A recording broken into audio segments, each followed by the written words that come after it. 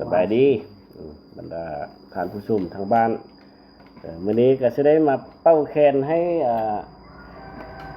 หมอลำไพ่ยิงโชว์ให้เพิ่นเบิ่งก่อนเนาะหมอลำบ่ได้ก็เป้าให้ผู้สาวฟังก่อน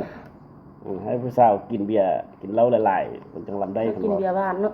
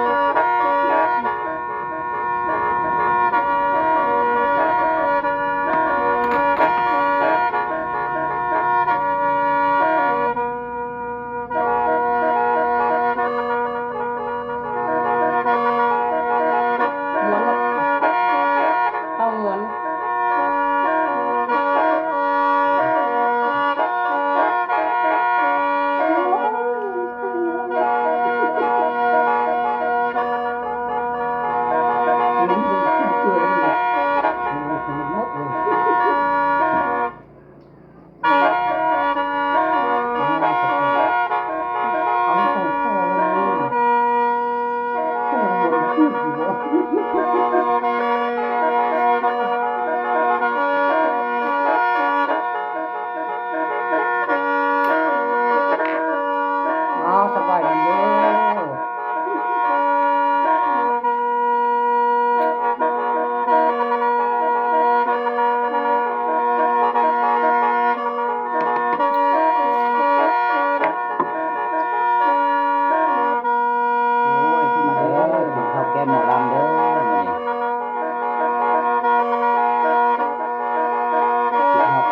จงดีเนาะ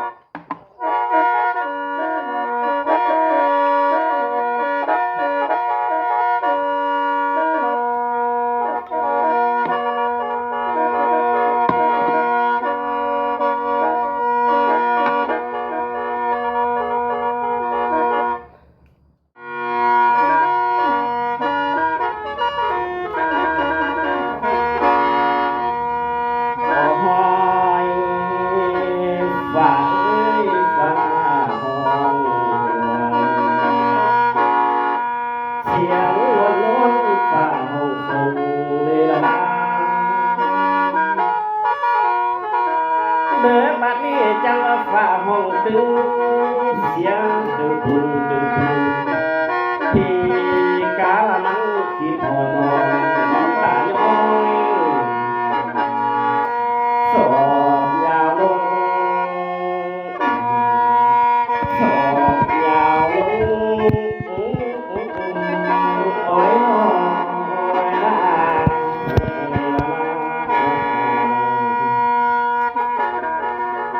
เลยบัดนี้จัดภาพเทียมเลี้ยวหาเสแลหาอันมาพาดเม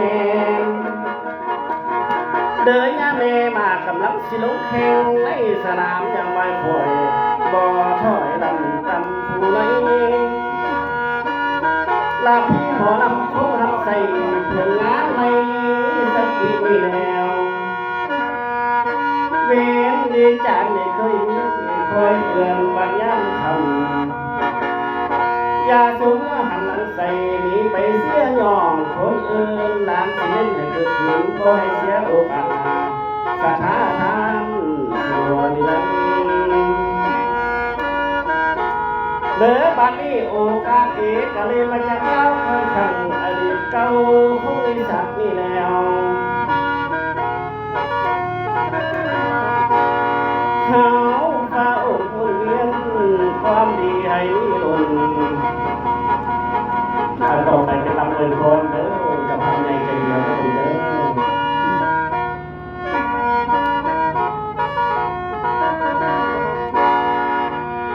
ให้ผัวเมียให้เจ้าให้เป็นผัวหนึ่งเมียแก้วผัวเมียเดียวเกี่ยวอำลันสาวเสือยส่วนว่าวันคำเจ้าให้เจ้าให้มันยืน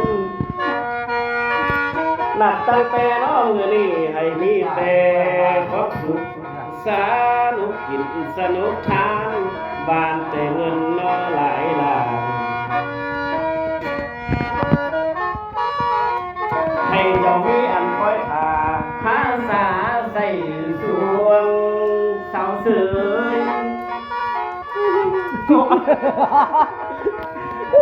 สิไปเหนือแล้วหอดใดสิไปได้ดังสบาย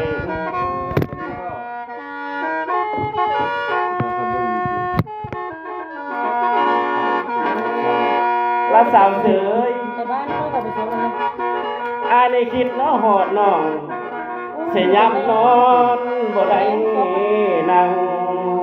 เฮ็ดพวก เขาก็เอาหมดแล้ว ละอายในคิดอันหอดสู มันก็เลิก10,000กีบ เขามาขาย มึงเห็นตัว10,000กีบ ที่ปุ่นลาย เอ้ยมาซื้อเนื้อมันโดนไปเลิกกัน10,000กีบสิ เอา เอาตัวมาลูกนะตัว ฟ้าสองทุ่งเขาสูงเขาสูงไอ้เอาไปชุ่มก่อน มันอายากกับบ่เห็นเนาะ ละอายเนาะคิดหอดสู่ยานการ์ตูนเนาะไม่ได้นั่นแล้ว แต่ว่ามาเลยจำเนื้อหนึ่งคนว่า แรกแล้วเห็นแล้วบ่มีแล้วบ่มี และคิดฮอดสาวคนงามคนงามเนาะดีลง สาวงาม เอาต่อไปเด้อ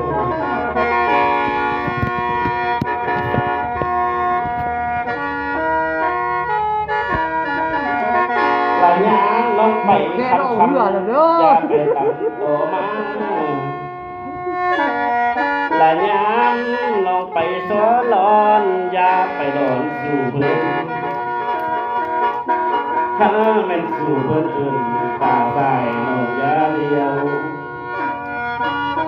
ละคันว่าแฟนคนอื่นตาเลี้ยวเอ้ยน้องอย่าสลา